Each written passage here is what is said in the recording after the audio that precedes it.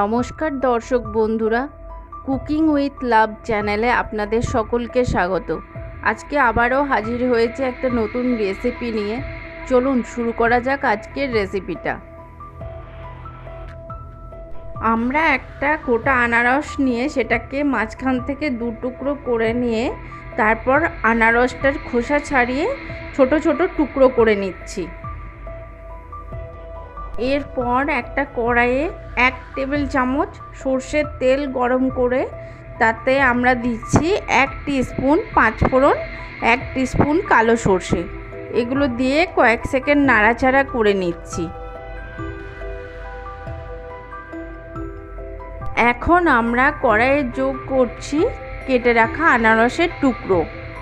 তারপর কড়াইয়ে দিচ্ছি 1 টিস্পুন হলুদের গুঁড়ো। তারপর এই হলুদের গুঁড়ো দিয়ে আনারসের টুকরোগুলো ভালো করে মিশিয়ে নিয়ে গ্যাসের আঁচ কমিয়ে প্রায় 5 মিনিট আমরা কষাতে থাকছি। এখন দেখতেই পাচ্ছেন সমস্ত কিছু কষানো হয়ে গেছে। আমরা এখানে যোগ করছি স্বাদ মতো নুন। এই নুনটা দিয়ে আবারও আমরা 2 মিনিট কষিয়ে নিচ্ছি।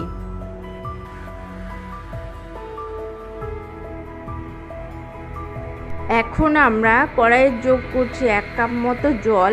এটা দিয়ে ভালো করে আনারসের সাথে মিশিয়ে নিচ্ছি এবং এরপরে জলটা ফুটে আসলে আমরা এখানে যোগ করছি 2 টেবিল চামচ চিনি।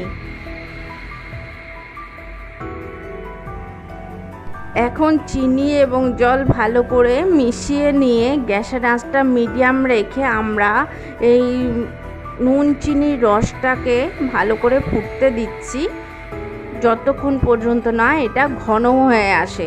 তাহলেই রেডি আমাদের আজকের রেসিপি আনারসের চাটনি। আপনাদের যদি আমার রেসিপি ভালো লাগে তাহলে লাইক, শেয়ার এবং আমার চ্যানেলটিকে সাবস্ক্রাইব করতে অবশ্যই যেন ভুলবেন না।